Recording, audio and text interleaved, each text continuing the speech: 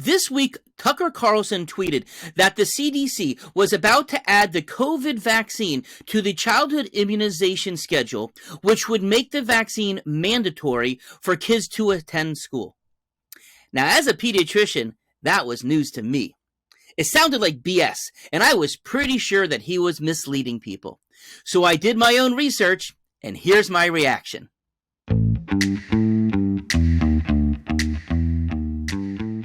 So a news reporter at our local ABC affiliate reached out to me asking me if I would comment about the CDC advisory panel voting to include the COVID vaccine in the recommended vaccine schedule.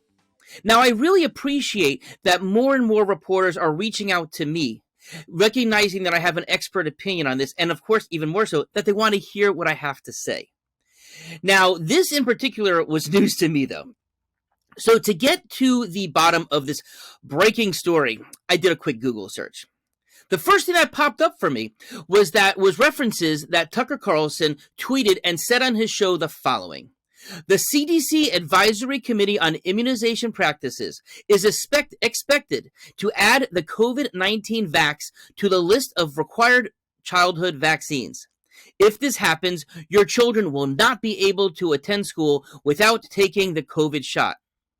Later that day, the Florida Surgeon General, Dr. Lapato, actually contradicted him by tweeting the state's formal position that no matter what the CDC decides in terms of recommendation, Florida would not be mandating school children be vaccinated for COVID-19.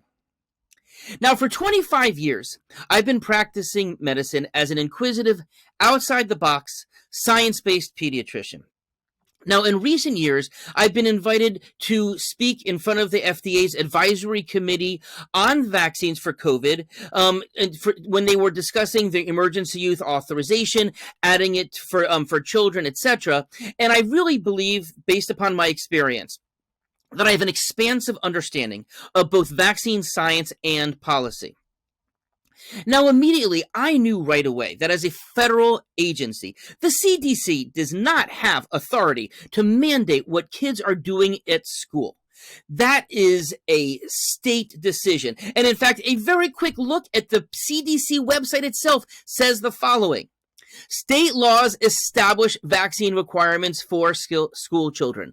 This is a state rights issue. It's not federal. So when I read what Tucker wrote, I immediately smelled a rat. And it really sounded to me like what a lot of people would call fake news. And the truth is, the CDC was meeting to vote on a couple of things.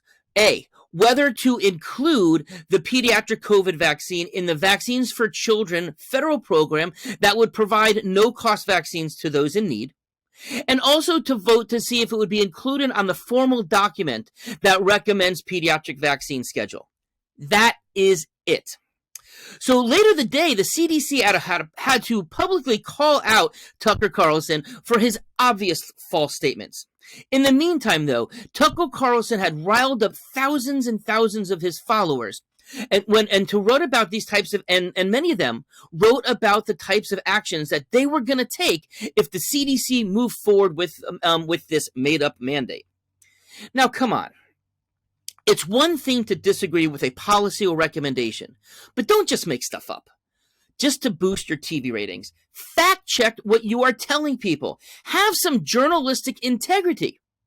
So what actually did happen?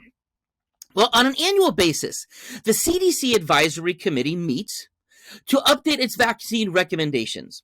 Many years there are no changes whatsoever, but the CDC has been recommending COVID vaccines for children, and that has not changed. All this did was put that recommendation onto the same page as their other recommendations. Not a single policy or recommendation changed. Now, by adding the vaccine to the schedule, it did allow parents who decide that they do want to give their kid a COVID vaccine the assurance that their insurance would pay for it. Now, also by the CDC committee voting to include it for the Vaccines for Children federal program, it would make sure that for, again, families who choose to vaccinate their children, who maybe have Medicaid or Medicare, or do not have funds at all, that they would be able to get the vaccine at no cost. Now, I have heard that several arguments about this. Now, some have said, well, this would make this would push states to mandate the COVID vaccine for school. Well, as I mentioned before, states don't need the CDC to tell them what to do. They have the authority to do that themselves. And in fact, if they want to, they could have done this already. And you know what? Do you know how many states have made a mandate for COVID vaccines for children to be in school? 0. Nada. I've also heard some people argue that by doing this, that the states will mandate the COVID vaccine once they move it from an emergency authorization, which is what it's currently under, to a more formal approval, the FDA approval. But you know what? The flu shot is a formally approved vaccine. It has been for years. Do you know how many states have mandated the flu shot for kids entering school? Again, 0. Nada. So, once again, we are put forth to our country information that just is misleading, riling people up. Now, Mr. Carlson, how about instead of increasing the toxicity and divisiveness that is pervading our country, you act responsibly. Report facts the way that journalists are supposed to do. More clearly let people know when you are expressing an opinion. You want to express an opinion about the vaccines? This is America. You have the right to do so. Say it, but state it as an opinion. Don't state something as fact that is clearly not a fact. So anyways, let me know what you all think about this. Please comment below. And of course, if you're not subscribed to our YouTube channel, please do so. Please also join us on our Patreon page. Join us on our new podcast where we're doing this in audio in audio format as well, and share it with as many people as you know. Thanks, and have a great day.